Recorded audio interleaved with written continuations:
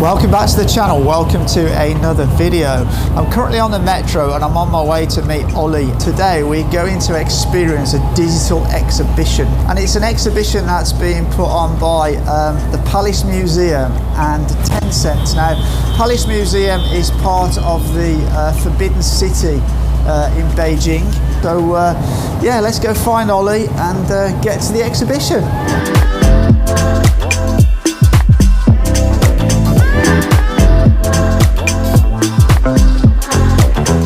So of course, this is where we're going to find Ollie. Having a bite to eat in McDonald's. I am.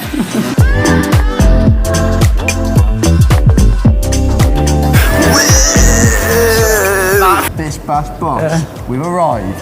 After stealing one of Ollie's chicken nuggets in McDonald's. Yeah, I wasn't too happy about that, but there we are.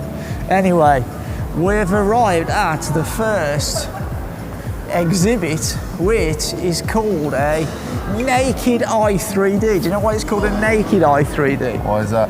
Because you can see the 3D with your naked eye. You don't need some special glasses. But you're specky right now. You got the glasses on there, so you better take them off. You don't need them on. Yeah, but now I can't hardly see no, it. You can't see it at all. What we have here is a vase, and this is displayed at 8 times its normal size. And the thing about this is, you see these goldfish. The goldfish are really special in Chinese because it kind of means like prosperity and wealth. So you'll see a lot of pictures on walls in restaurants or businesses with goldfish on them. You see goldfish in a lot of places because it symbolises wealth and prosperity. Seems to be a thing in, bit of a staple in Chinese culture in general, doesn't it? About having like different animals represent different meanings, like wealth, prosperity, longevity, luck. Don't fall over one. That's not a good idea, is it, to fall over?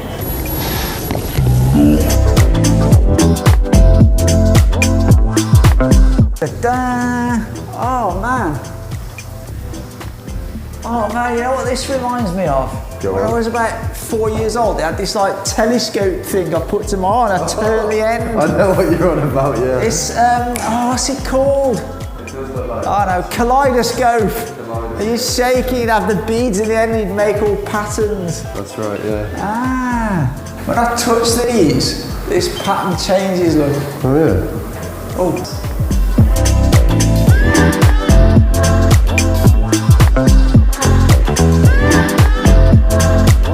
I recognise this bit, however, I don't see the famous picture that's usually hanging above it, but you can see the big red doors, mate. Yeah, but they ain't as big as the ones at the real Forbidden City, are they? No, they're massive. Yeah, they're massive. And do you know that the Forbidden City is the largest well-preserved wooden palace in the world? Yeah? And how many visitors does it get? Yeah, I was just looking, it gets over 15 million visitors every year. 15 million a year? Yeah. That's like more than 1 million a month. It's kind of a lot. That's a lot of people, isn't it, walking around there? That is a lot. Now this is pretty cool, isn't it? It's like, wow. Wow.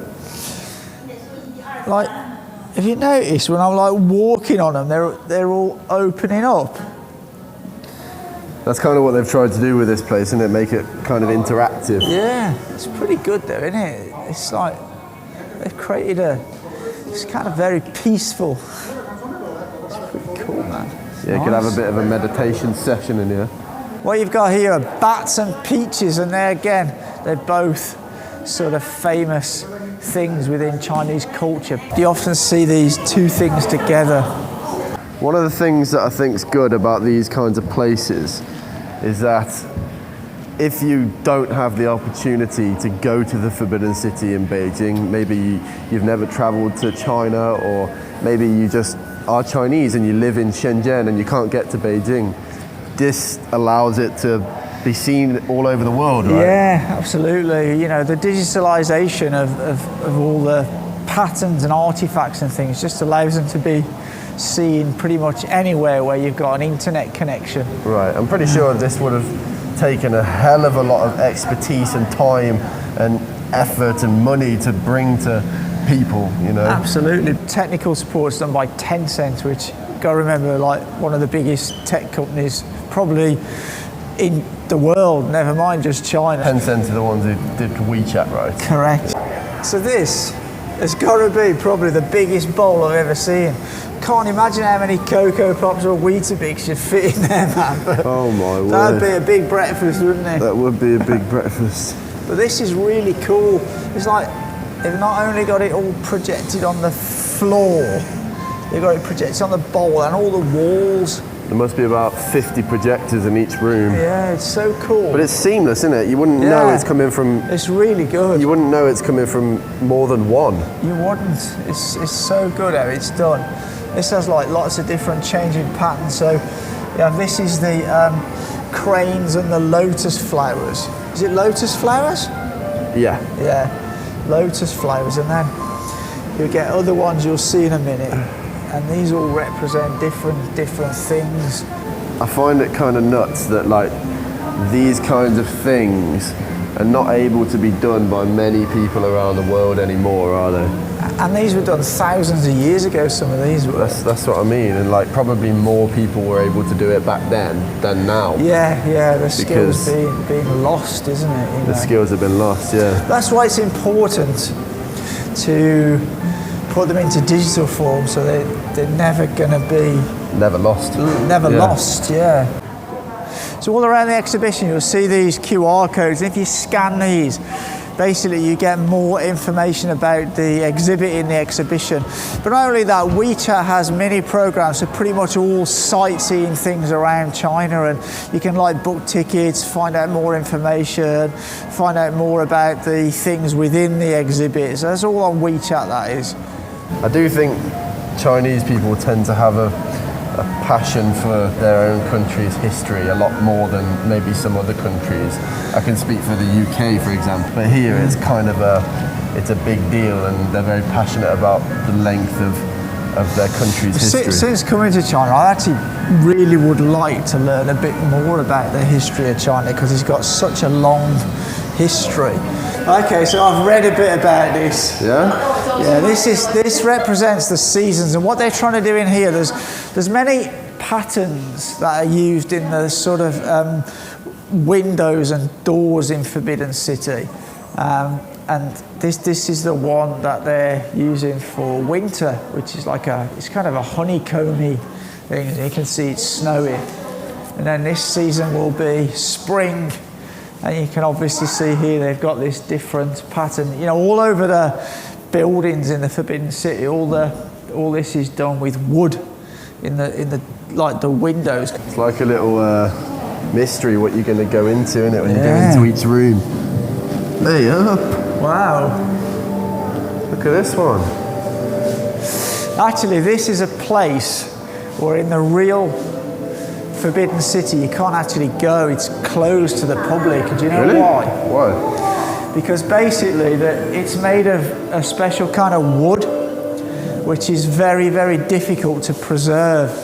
So in order to keep it preserved, they don't want it open to like the public or the elements and stuff, so they keep it closed. So what they've done here, they've recreated this, and this would have been this is the big man's chair. The emperor would have sat here, and this was the painting on the wall he had.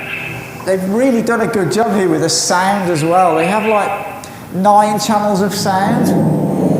So as you walk around, you can pick up all the different sounds coming from different directions. It's pretty cool, man. Different animals, cranes, birds. Yeah. You got the storm happening now.